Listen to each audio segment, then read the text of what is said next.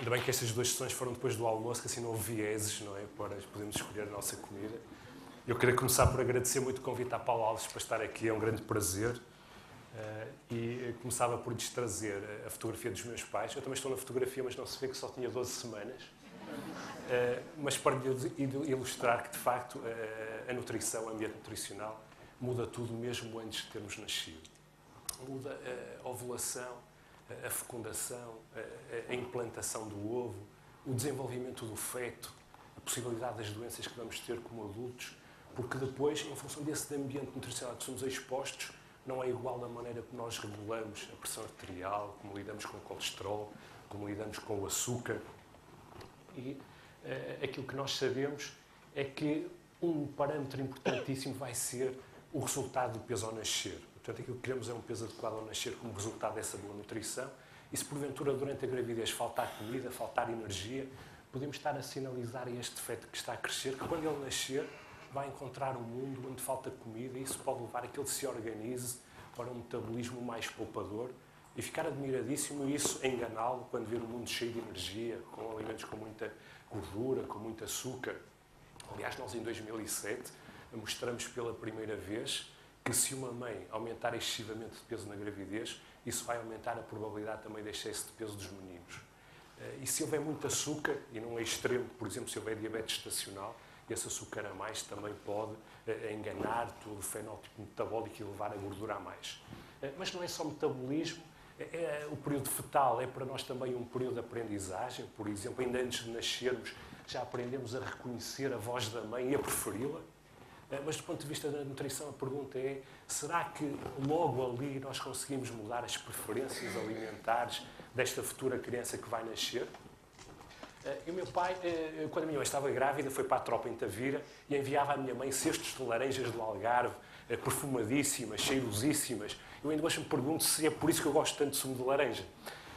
Mas se pensarmos, por exemplo, numa belíssima açorda alentejana, cheia de alhos, carregada de coentros, com um fiozinho de azeite, será que isso pode chegar também? Será que isso pode chegar ao feto se a mãe for exposta a este mesmo perfume? E aquilo que nós sabemos é que, com 12 semanas apenas, nós já somos capazes de engolir.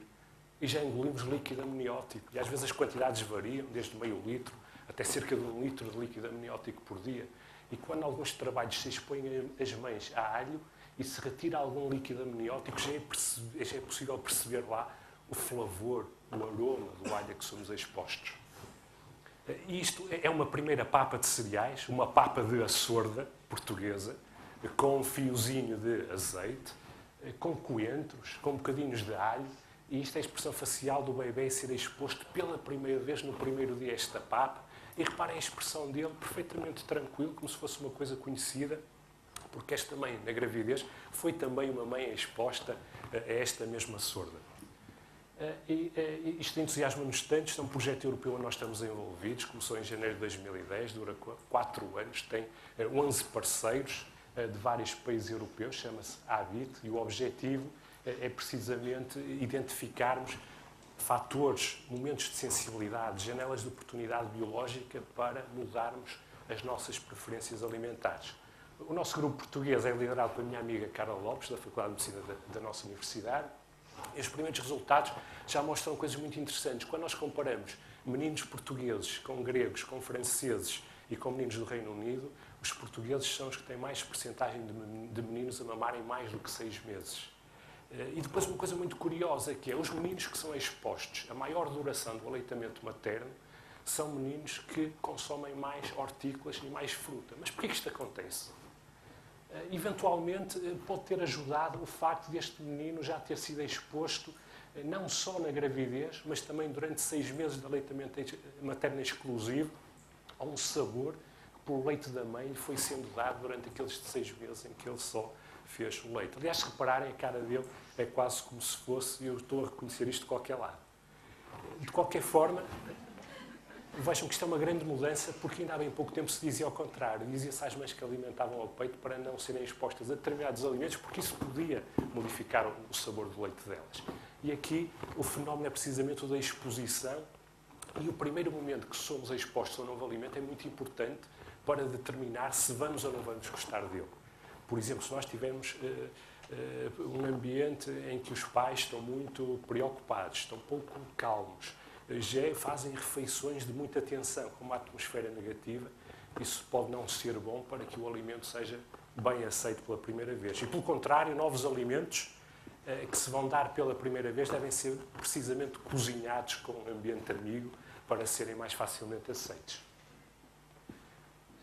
E todo este enfoque nos produtos hortícolas tem muito a ver com o facto dos produtos hortícolas, por um lado, não gostarem muito de ser comidos e, por outro lado, serem produtos muito amigos, porque são alimentos muito ricos em vitaminas, em minerais, em fibras. E nós sabemos que quem consome mais estes hortofrutícolas, especialmente os hortícolas, porque tem baixa densidade energética e tem todos estes nutrimentos, tem muitas vezes menos doença cardiovascular, tem menos obesidade que o Rodrigo falava, tem menos cancros.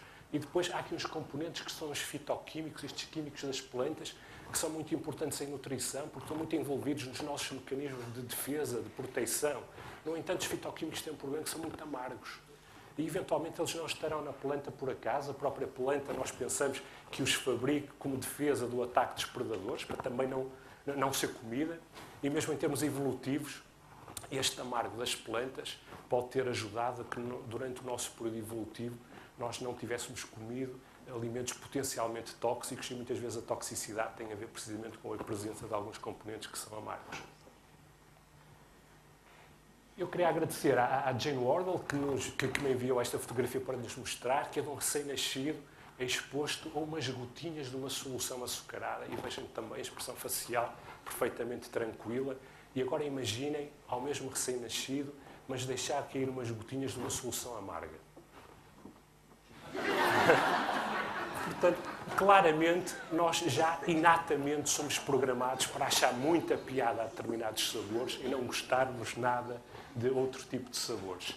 E o amargo é uma coisa que varia muito nos produtos hortícolas. Por exemplo, nas crucíferas, nas couves, algumas têm realmente estes fitoquímicos tão interessantes em nutrição, mas amargos. Por exemplo, dos brócolos, são muito ricos numa classe de glucosinolatos que são muito amargos. Isso pode dificultar depois a exposição e a maneira de os consumirmos. Porque nós, durante um dia, tomamos mais de 200 decisões para escolher aquilo que nós comemos. E nós já vimos que o primeiro grande grupo modelador das decisões que temos são as histórias do Rodrigo. Um segundo grande grupo, e que é importante para os pais, é a exposição.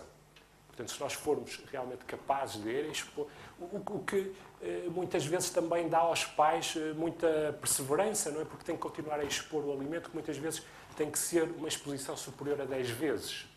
De qualquer maneira, há também uma modulação do comportamento. Por exemplo, quando nós agrupamos crianças em grupinhos de 2, em que uma gosta muito de um determinado hortícola e outra não gosta nada, e no primeiro dia se dá a que não gosta nada desse hortícola a oportunidade de o escolher, ela não vai escolher essa hortícola, vai escolher o outro, e no segundo, no terceiro e no quarto dia, quando nós damos a possibilidade